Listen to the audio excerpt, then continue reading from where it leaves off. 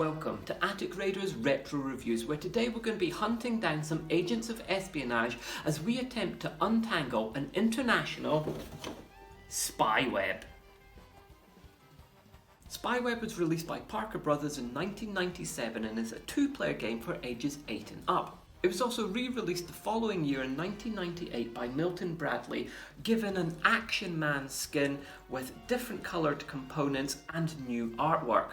But the re-release was essentially the exact same game. SpyWeb is the game of eavesdropping, finger pointing and spying, and features some absolutely fantastic artwork on the box here. Most of the box is taken up with just the name SpyWeb, but the artwork that you can see here is really nicely detailed. It's got some great colours in it, and there's a real 90s cartoon essence to it. It's every bit that Action Man style of colourful spies and baddies with bionic implants, so it's no wonder that they reskinned it with that exact franchise the next year. On the back of the box we've got this really big, nicely composed photograph of the actual game board and the components on there. In SpyWeb, you're going to be trying to figure out who your opponent's ringleader is and where they're hidden in the world. And to do that, you're going to be asking a series of questions. So this is very much a game of logical thinking, deduction, and elimination. And in that respect, it's very similar to the classic game of Guess Who. But there's a lot more thinking involved, and this is a much better game, and one which has got a much better theme to it. The pieces in this are really nice. The artwork is great, and I think it's time to take a closer look. SpyWeb doesn't come with a flat cardboard playing surface like a lot of traditional board games. Instead, it comes with these plastic Spyboard pieces which have got these black plastic clips on the back so that when you clip them together, it forms an A-frame which you can sit on the table between players so that one player can play on one surface, the other player plays on the other surface, and you can't see what the other person has got set up on here, just like in battleships. Now this is a really good quality piece of kit. This plastic is really thick and sturdy, and it's really nicely detailed. We've got this 3x3 grid here which makes up our world map. We've got Montreal, London, Moscow, Washington, Cairo, Hong Kong, Rio de Janeiro, Cape Town and Melbourne on these little stickers here with their flags, and we've got a car, a plane and a boat, and they're going to be important for trying to locate where the spies in the spy ring are. We've got that same setup on both sides. Our pink side here is for our sky spy ring, and we've got our bluey green side here for our sea spy ring. These pieces also have these little black door pieces that can open and close. This has got a little 3x3 grid on it, which corresponds exactly to this 3x3 grid on the world map. So this is what you're going to use in order to show where the person is hiding in the world. And when you open this up, it's also got these little black holder pieces in the corner so that you can slide in your suspect card for your ringleader and keep them nice and secret until it's time to flip that open and show your opponent.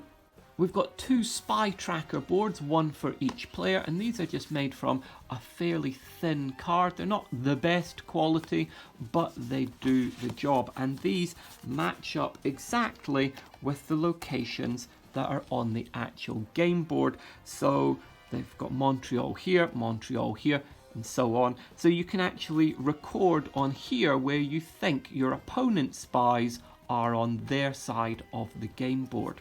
We've got 18 different cards showing the sea spy ring with 9 different suspects. These 9 here with the black sections behind the text are going to go to the person who is playing the sea spy ring, and these 9 here which have got the green sections behind the writing, these are the suspect versions of those cards which are going to go to the opposite player who's trying to track down where those sea spy players are. And of course, being the sea spy rings, they all have sea related names. So this one is called Orca, we've got Shark, we've got Stingray, Eel, Leech, Marlin, Beluga, Piranha and Urchin. And then just like the Sea Spy ring, we've also got 18 cards for the Sky Spy ring. As they're the Sky Spy ring, we've got bird-inspired names. So we've got Condor, Vulture, Eagle, Buzzard, Raven, Falcon, Hawk, Osprey and Crow. You can see all of the spies from the two different spy rings have got some things in common. They all have got some different money values next to their names. And they've all got some white symbols or highlighting to show different things that they are doing. So for example, all of these spies will either be pointing in a particular direction, this one is pointing in two different directions, or they will be listening in a particular direction, like these guys, or they will be looking in a particular direction, like these guys. We've got a big wad of SpyWeb fake money here, and this is just like Monopoly money. It's really thin paper money, and these are all $100,000 bills. And finally, there are supposed to be 4 little grey plastic pegs, 2 of which are spares and 2 of which you're going to use in order to mark the location that your spy master is hiding in. Unfortunately, these pegs go missing a lot because of their small size, and my game is missing them, so I'm just using some battleship pegs, which I've cut slightly at the end just to make them fit properly. To play the game, we're going to take our plastic spy board here and decide which spy team we want to be. In this case, I'm going to be the green-blue C team.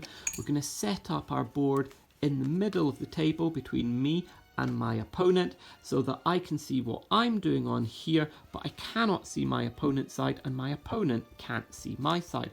Once that is on the table, I'm going to get my spy tracker board and I'm going to place that down here so that I can see it, but again it's going to be hidden from my opponent. Now for the sake of this video, so that I can fit everything in camera, I'm actually going to separate this and move these to the side like this so that I can fit everything on screen, but of course it wouldn't be that you are playing with it like this. You're going to take the spy member cards for the team that you are playing as, and you're also going to take the suspect cards for the opposite team that your opponent is playing as. There's a little hole at the top here where you can keep your spy city locator peg when you're not using it, and you're going to take your spy member cards, shuffle them up, lay them face down without looking at them, and you're going to choose one at random who's going to be your spy master. So in this case, it's going to be Stingray.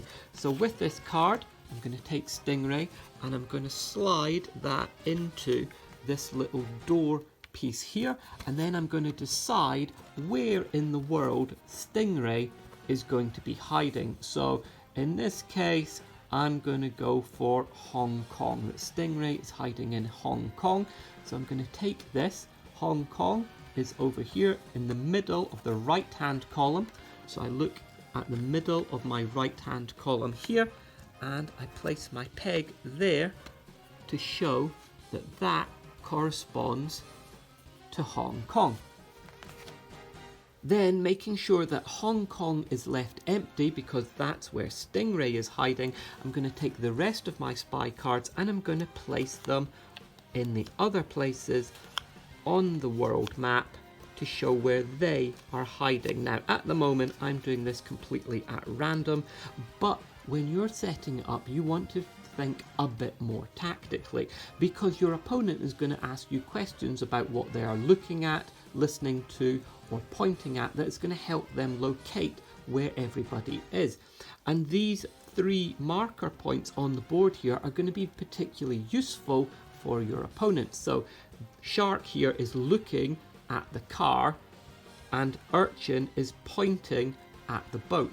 So with that knowledge, my opponent could use that to build up a picture quite easily of where everybody is. So if you're setting this up tactically, you want to try to make sure that you don't have any of your characters pointing, looking, or listening to the things around the side. Now, Beluga's not doing anything with this. Now, Orca is not doing anything with this. Shark is still looking at this car, so I'm going to have to move that, and I could put eel there, so the eel is not interacting with that car in any way at all. And that is now a much more tactically set up board that's going to make it harder for my opponent to be able to work out where everybody is in the world. I'm going to use my suspect cards on my suspect board here, but at the moment I don't know any information at all, so I'm just going to stack them at the side next to it. At the start of each round, each player is also going to get a salary of $100,000. So the object of the game then is to try to discover who your opponent's ringleader is and where in the world their safe house that they're hiding in is located. And to do that, you're either going to ask one of 3 different types of questions, or you're going to make an accusation. But of course, it's not really worth making accusations until near the end of the game, where you've got enough information to build up an idea of where everybody is. When you're asking questions, you can ask one of 3 different types. You can either ask what somebody is looking at, what they are listening to, or what they are pointing at. And your opponent has to give you an honest answer. So for example, if my opponent was to ask me what Urchin is looking at, I would have to say that Urchin is looking at Leech. My opponent would then be able to take their suspect cards and place them in such a way that corresponds with what I just said. They would not know where exactly on the board, this spy board of the world, these 2 go, but they do know that they are in that position there. So if it was me, I'd be setting them at the side of the board rather than on it until I had more information to locate where they would go. Sometimes when you ask your opponent what a spy is looking at, the answer might not be another spy. It might be one of these 3 location points here: the plane, the car, or the boat. And that will help you to decide where on this map over here those pieces are going to go. Of course, if you set it up like me in a tactical way here, then you are never going to get them as an answer, but you can still work it out without that. It makes it easier to work it out if people are looking, listening, or pointing to those 3 things. Sometimes, however, you're going to get the answer nothing in response to your question. So for example, if my opponent asked me who Shark was looking at, I would have to answer Shark is looking at nothing, because he's on the edge of the board that is not got a symbol on it. Stingray, because they're in the safe house up here, I would have to answer nothing to all of the questions I were asked about them. I would also have to answer nothing if somebody is pointing to, listening to, or looking at this empty space here. So the answer nothing can be useful, you just have to work out which of those 3 scenarios it is. Of course, one character in each team is pointing in 2 different directions. So if I was asked what Urchin was pointing at, I would say nothing. However, my opponent, knowing that that card is pointing in 2 different directions, would then automatically bribe me with $100,000 to ask where is the other hand pointing, in which case I would have to say Urchin is pointing to Shark. As well as using the money for bribery, you can also pay your opponent $100,000 to take another turn or to make another accusation. As soon as you think you've worked out where all the spies are hiding in the world and where the empty space is and which spy is left over, you can make your accusation, and if you get it right, then your opponent will flip open their safe house door and show you the correct answer. And you would then get the bounty for however much it shows on that card that that spy is worth. So in this case, my opponent would get $500,000 for correctly finding Stingray. You would then take all your cards off, set up a new board, get paid another $100,000 for a new round, and you would begin again. The first person to reach $1 million is the winner. SpyWeb is a really nice light strategy or logical thinking game with a really great theme to it. I absolutely loved spies and spying as a kid, and I used to read lots of Osborne books about different ways of sending coded messages, ciphers, drop points, all different kinds of gizmos and gadgets. It's just a great theme, it's really good fun. This is a good game that I do enjoy. I really like that spatial thinking aspect of it, where you've got to try and work out where everybody is in relation to each other in order to eliminate suspects and figure out who the final ringleader is. The thing that I'm not so keen about in this game is the use of the paper money. It just reminds me of Monopoly too much, and I really hate that game.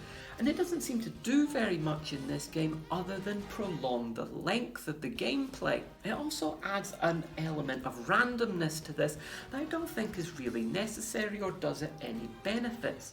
You could be playing really, really well and win round after round, finding your opponent's master agent and reaping that bounty, but you might just randomly get bounties that are very small, and you could end up being beaten by your opponent who gets much less successes than you, but randomly find ones that have a higher bounty value. And that just doesn't really seem fair to me.